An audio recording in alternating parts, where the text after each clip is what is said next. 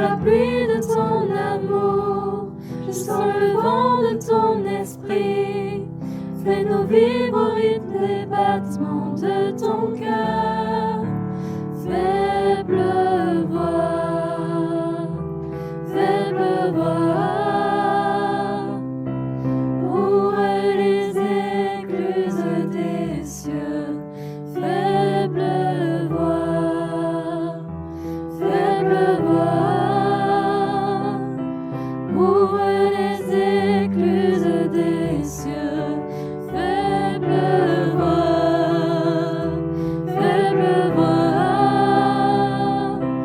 ouvre les écluses des cieux. Faible voix, faible voix, ouvre les écluses des cieux. Je sens la pluie de ton amour, je sens le vent de ton esprit. Fais-nous vivre au rythme des battements de ton cœur. Je sens la pluie de ton amour, je sens le vent de ton esprit. Fais-nous vivre au rythme des battements de ton cœur. Faible voix, faible voix, ouvre les écluses des cieux. Faible voix, faible voix, ouvre les écluses des cieux. Faible voix, faible voix, ouvre les écluses des cieux. Faible voix, faible voix, ouvre les écluses des cieux.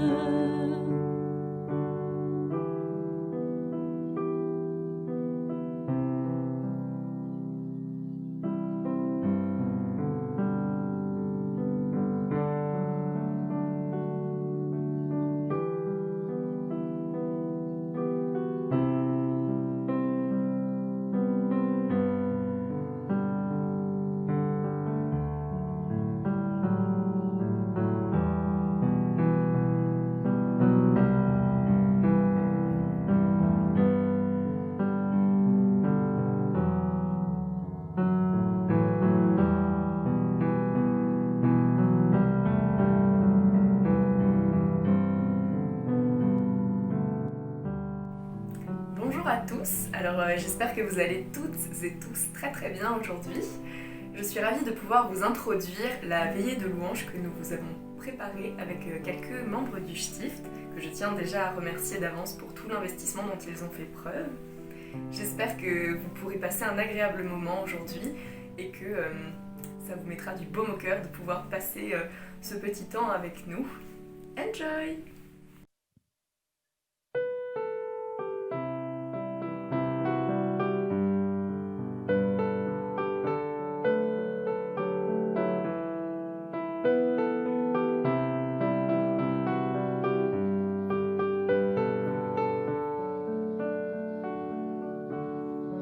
L'ombre et la peur peuvent m'entourer, les éléments se déchaîner. Le Dieu de victoire se bat pour moi, pour me délivrer. Et rien ne saura lui résister, rien ne pourra le faire plier. Le Dieu de victoire a pris la croix et l'a terrassé. Le Dieu de victoire est à mes côtés, sa main me soutient au cœur du danger. Je vivrai pour lui, marchant par la foi. Le Dieu de victoire habite en moi. Les océans peuvent s'agiter, leurs vagues sur ma vie se briser. Le Dieu de victoire élève sa voix pour tout apaiser. Le Dieu de victoire est à mes côtés, sa main me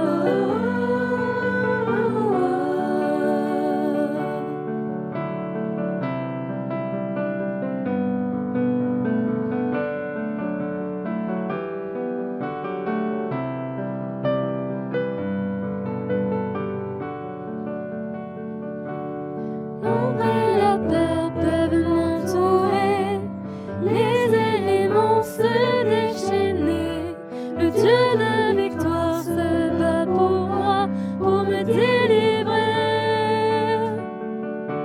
Et rien ne saura lui résister, rien ne pourra le faire plier.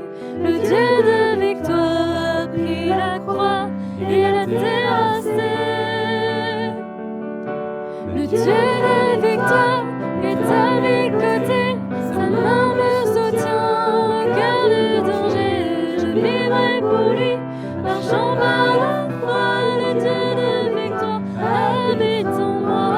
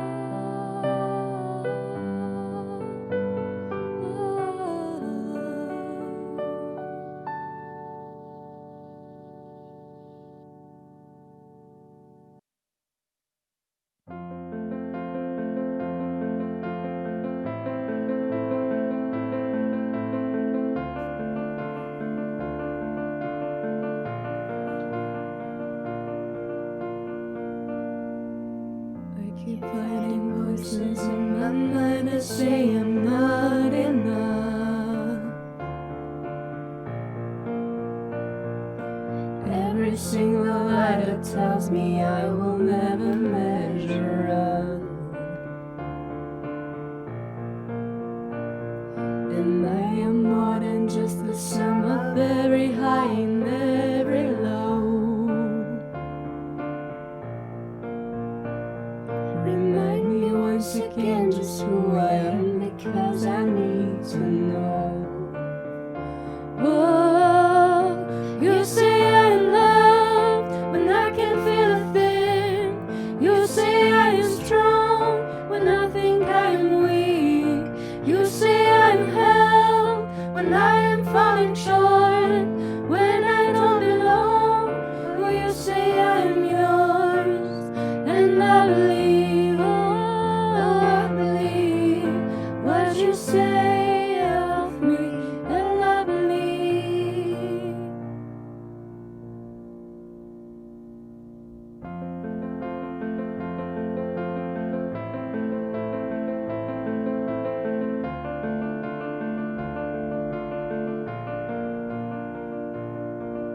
The only thing that matters now is everything you think of me.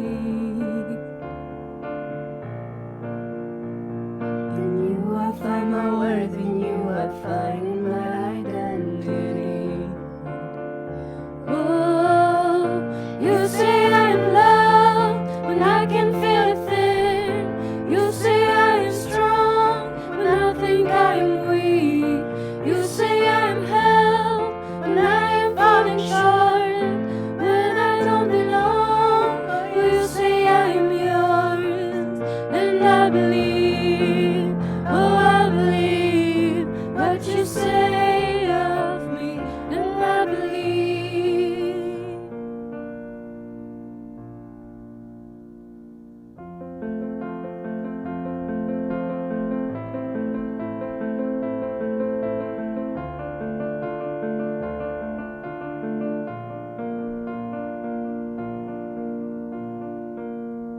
Taking all I have and now I'm laying it at your feet.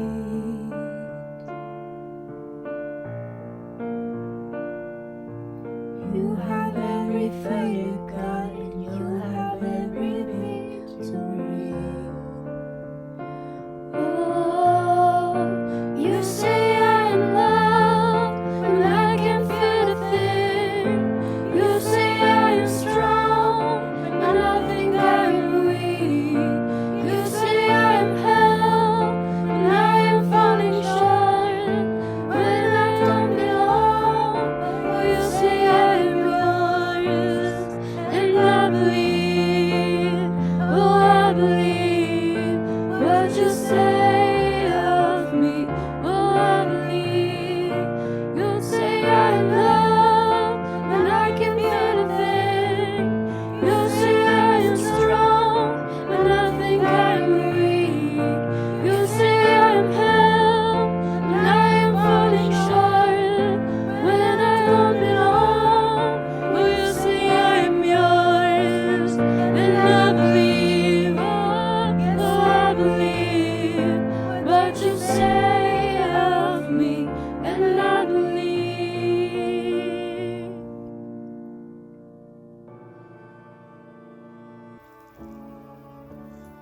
En cette période bien difficile que nous traversons actuellement, à l'heure où des familles se retrouvent déchirées de douleur par la perte prématurée d'un être cher, à l'heure où les enfants ne peuvent plus jouer ensemble à l'école, à l'heure où les étudiants tremblent pour l'avenir de leur scolarité, à l'heure où des grands-parents sont isolés dans les EHPAD et privés de la visite de leurs enfants et de leurs petits-enfants, à l'heure où certains malades ont perdu beaucoup et doivent apprendre à vivre avec, à l'heure où la solitude, l'angoisse et la confiance se font de plus en plus difficiles, il est compréhensible de se sentir abandonné, délaissé, seul. La solitude est probablement une des épreuves les plus douloureuses pour un être humain. C'est bien vrai que quand on y réfléchit, l'homme a besoin d'être entouré, de pouvoir évoluer au sein d'un groupe d'individus pour apprendre, grandir, enrichir sa culture et ses connaissances. Depuis toujours, l'homme aspire à ne pas être seul. Le problème actuel lié aux 2 confinements et maintenant au couvre-feu est qu'il expose beaucoup de personnes à cette solitude. Une solitude imposée, douloureuse souvent. La solitude impacte tout le monde, tout le temps. Peu importe votre classe sociale, votre âge, votre sexe, vos aspirations. La solitude touche tout le monde, mais en même temps, elle touche chacun de nous intimement et personnellement. Certains d'entre vous ne se reconnaîtront peut-être pas dans ce que je vous décris ici. Vous ne vous sentez peut-être jamais seul, et je m'en réjouis pour vous. Il est agréable de se sentir entouré, aimé et soutenu. Cependant, peut-être qu'un jour, vous aussi, vous vous sentirez seul. Et j'aimerais aujourd'hui vous apporter une autre vision de la solitude. Et si on imaginait un instant que toute cette crise sanitaire que nous traversons depuis quelques mois était en réalité une opportunité pour prendre du temps pour Dieu. Nous avons tous des vies chargées et compliquées, rythmées par le travail, les activités extrascolaires, les rencontres avec les amis, les dîners avec la famille. Et puis il y a tout le temps que l'on prend pour soi, à se bichonner pour certains, à regarder des films, des séries pour d'autres. Mais au final, après toute une journée copieusement remplie, quel temps nous reste-t-il concrètement pour Dieu ? Prenons-nous suffisamment le temps pour Dieu ? Pour bâtir notre relation avec lui, ou tout simplement pour essayer de le rencontrer ? Avons-nous seulement envie de passer du temps avec lui et de lui consacrer notre précieux temps ? Je vous parlais tout à l'heure de vous apporter une autre vision de la solitude. Je pense qu'il est bon parfois de choisir des moments de solitude qui ne nous sont pas imposés. Ce sont de petits moments précieux qui nous permettent de nous poser, de réfléchir, pour avoir le temps de découvrir une activité créative, intellectuelle ou spirituelle par exemple. Comme je sais qu'au fond de vous, il y a une petite graine d'artiste et un cerveau, je ne vais pas m'étaler sur les activités créatives et intellectuelles. Ça risquerait d'être un petit peu long et je risquerais de vous perdre, je pense. Je vous propose donc aujourd'hui une approche de la solitude choisie. Et si on essayait de prendre du temps pour Dieu ? Mais au final, qu'est-ce que c'est que de prendre du temps pour Dieu ? Décider de prendre du temps pour Dieu, c'est avant tout essayer de le rencontrer si on ne le connaît pas encore. Dieu est un Dieu d'amour qui a donné ce qu'il avait de plus précieux pour que nous soyons sauvés et que nous ayons la vie éternelle. Il a envoyé son Fils unique qui est mort sur la croix pour effacer le péché de tous les hommes. Il est écrit dans l'évangile de Jean, « Car Dieu a tant aimé le monde qu'il a envoyé son Fils unique afin que quiconque croit en lui ne périsse pas, mais ait la vie éternelle. » Jean 3, verset 16. Dieu t'aime d'un amour inconditionnel. Toi, qui que tu sois, peu importe ton bagage, tes erreurs et ton parcours. Il a envoyé son Fils pour que tu sois sauvé. Tu ne trouves pas que c'est génial ? Cependant, je préfère préciser tout de suite. Avoir Dieu dans sa vie, ce n'est pas avoir la certitude d'une vie sans douleur ou sans épreuve. C'est faire le choix d'une vie où la douleur ne sera rien comparé à l'amour qu'il te donnera. Pour ceux qui le connaissent déjà un petit peu plus, Il faut aussi savoir le redécouvrir tous les jours. Je m'explique. Notre Dieu est grand. Il fait des choses nouvelles et il ne manquera pas de nous épater tous les jours. D'ailleurs, c'est là qu'intervient un deuxième point important. Il faut rester ouvert, savoir écouter et apprendre à recevoir la présence de Dieu à nos côtés comme un cadeau. Lorsque l'on est attentif, on trouve des signes de Dieu partout dans notre quotidien. Souvent, nous avons tendance à l'appeler hasard, mais pour Dieu, il n'y a pas de hasard. C'est plutôt même une histoire ressemblant un peu à une partie de cache-cache entre lui et nous, avec ses découvertes, ses recherches, ses trouvailles et ses vides. C'est pourquoi il nous faut garder nos sens en alerte pour détecter, si je puis dire, sa présence. Einstein disait d'ailleurs que le hasard, c'est Dieu qui se promène incognito. Édouard Pailleron disait la même chose. Le hasard? Mais c'est Dieu qui garde l'anonymat. Et Théophile Gautier disait du hasard que c'était peut-être le pseudonyme de Dieu lorsqu'il ne veut pas s'y mêler. Il faut donc rester ouvert à ces réponses.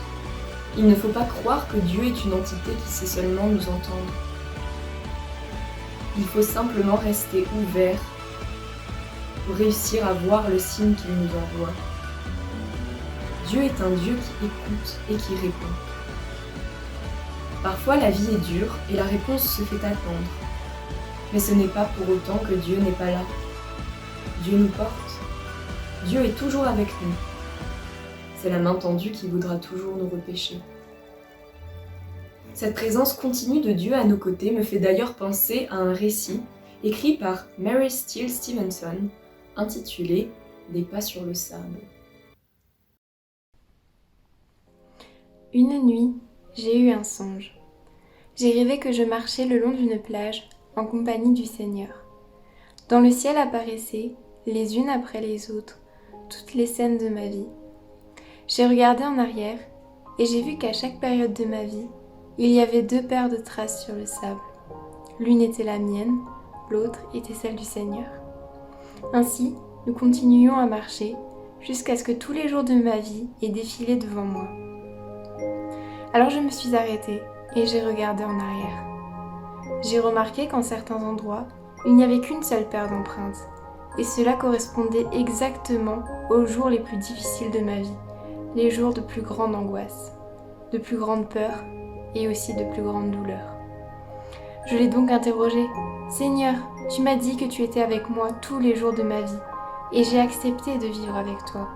Mais j'ai remarqué que dans les pires moments de ma vie, il n'y avait qu'une seule trace de pas. Je ne peux pas comprendre que tu m'aies laissé seule au moment où j'avais le plus besoin de toi. » Et le Seigneur me répondit. « Mon fils, tu m'es tellement précieux, je t'aime. Je ne t'aurai jamais abandonné, pas même une seule minute.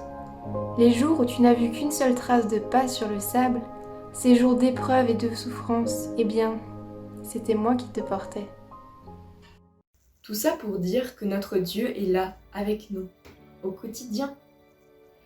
Et même quand on ne sait plus voir ou sentir sa présence, il représente toujours une main tendue vers nous.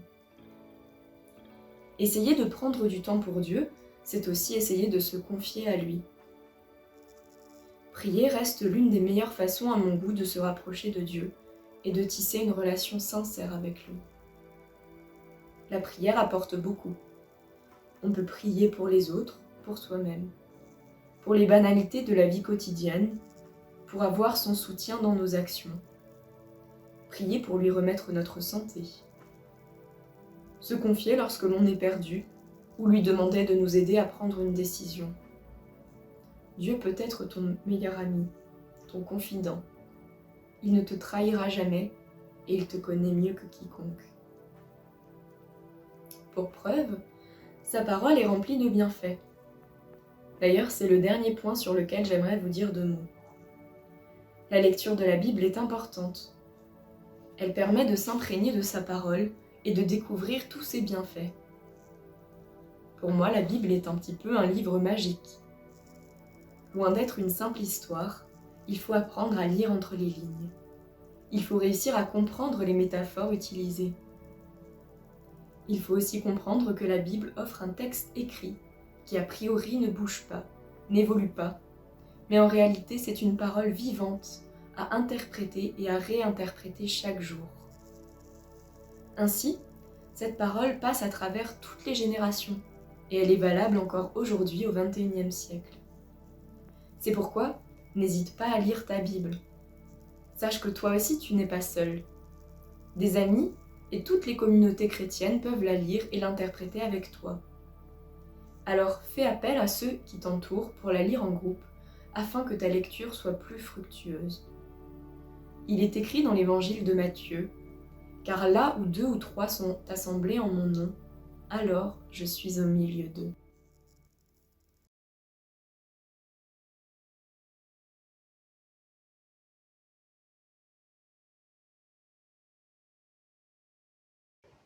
Nous prions.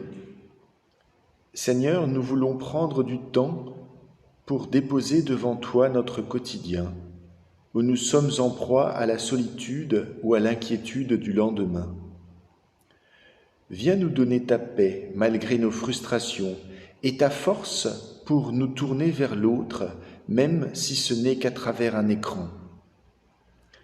Seigneur, nous voulons prendre du temps pour te confier celles et ceux qui, auprès ou au loin, sont frappés plus durement que nous par la crise sanitaire, dans les hôpitaux, dans la misère des rues, dans la solitude du grand âge.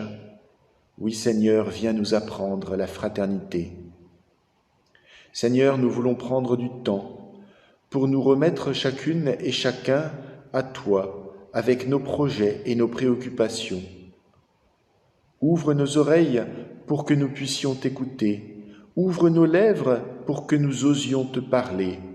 Ouvre nos esprits pour que nous sachions interpréter ta parole.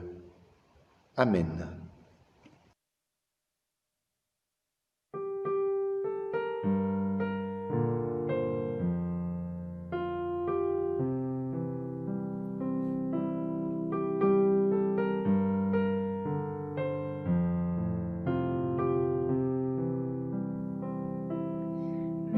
Même si pour moi tu devais t'abaisser pour porter ma vie et tout réconcilier, me montrer le Père qui m'a tant aimé. Je sais que pour moi tu l'as fait. Je sais que pour moi tu l'as fait. Même si tu devais quitter toute gloire, venir t'incarner, épouser notre histoire, au cœur de chaque homme déposer l'espoir. Je sais que pour moi tu l'as fait. Je sais que pour moi tu l'as fait. Car mon Dieu tient toujours ses promesses, me couvrant de tendresse. Voici quel est mon Dieu, car il fait toutes choses nouvelles. Sa grâce est éternelle, il a ouvert les cieux. Voici quel est mon Dieu.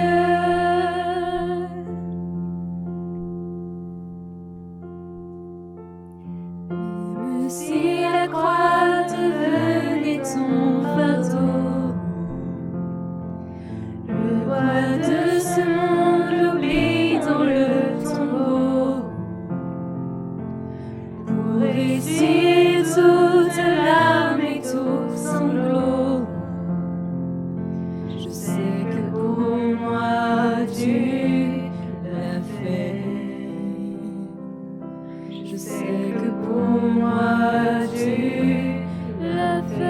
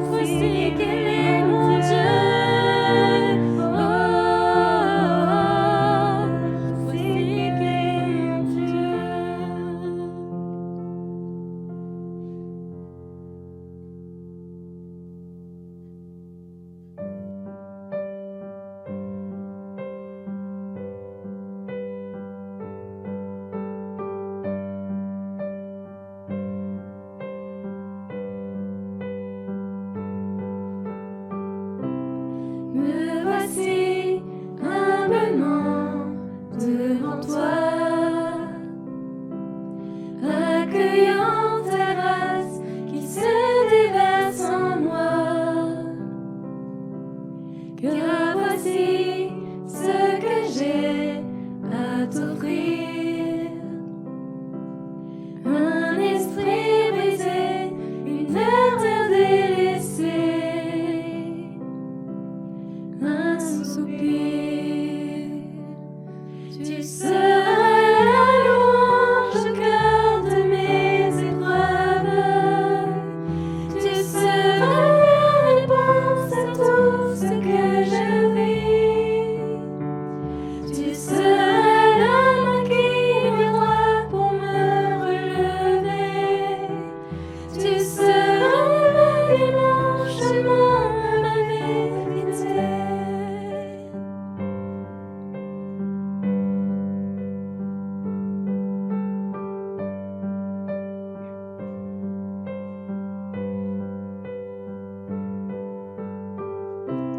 Relevé, restauré et guéri. Là dans ta présence, en ta tendresse immense, en ce lieu où mon cœur est béni. Les flots de l'amour sont déversés sur moi pour toujours. Tu seras la louange au cœur de mes épreuves. Tu seras la réponse à tout ce que je vis. Tu seras la main qui viendra pour me relever. Tu seras ma vie, mon chemin, ma vérité.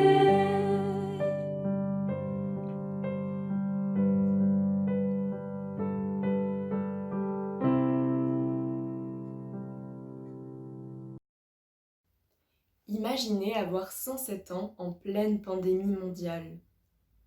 Je vous propose aujourd'hui la lecture d'une lettre écrite par Nancy Stewart, la citoyenne la plus âgée d'Irlande, qui a écrit une merveilleuse lettre pour donner aux gens quelques encouragements afin de mieux traverser cette période difficile. J'étais enfermée dans ma maison avec ma petite fille à mes côtés. Et même si ça a été une période difficile, nous l'avons traversée ensemble. Alors, si vous vous sentez déprimé, essayez d'appeler quelqu'un. Moi, je demande aussi à Dieu de m'aider si je me sens mal. C'est le moment de garder notre foi et de continuer à croire que tout va bien se passer.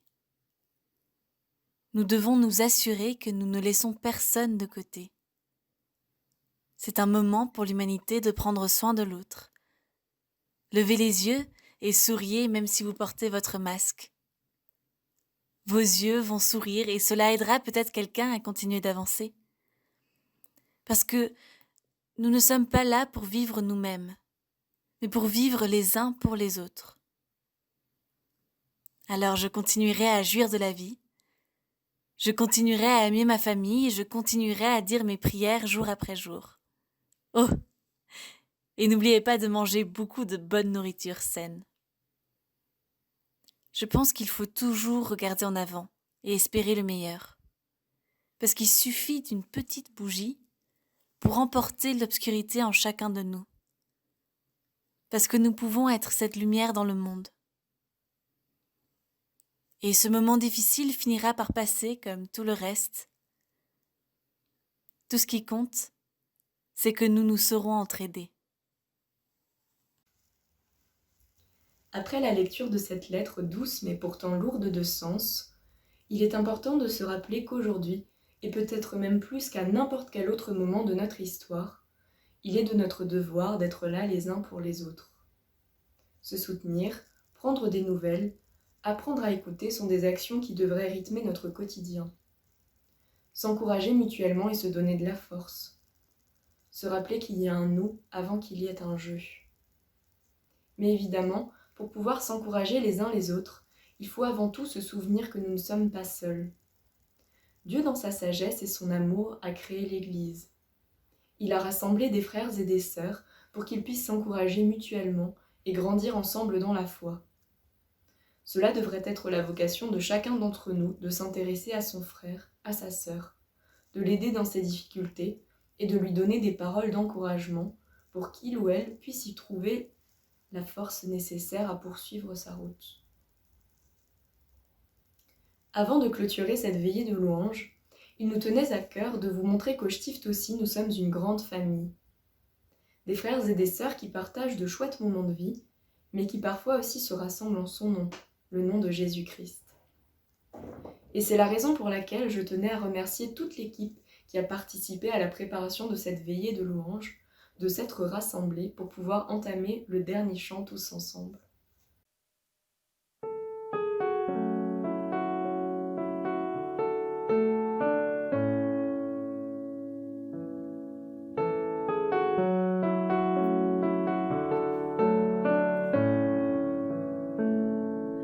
Bien avant le chant qui créa l'univers, bien avant l'esprit qui planait sur la terre, bien avant que tu me formes de la poussière, Tu rêvais du jour où tu pourrais m'aimer. bien avant les premiers battements de mon cœur, bien avant que je m'éveille à ta douceur, bien avant mes doutes, mes joies et ma douleur. Oh, tu rêvais du jour où je pourrais t'aimer.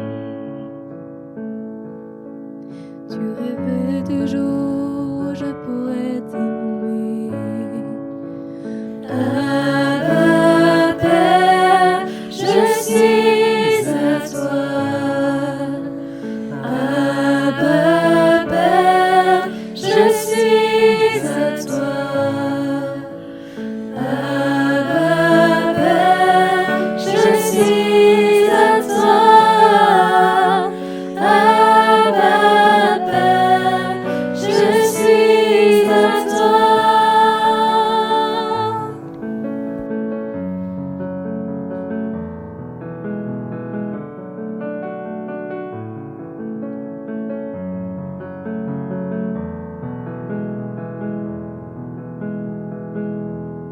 Bien avant que Jésus marche sur la terre,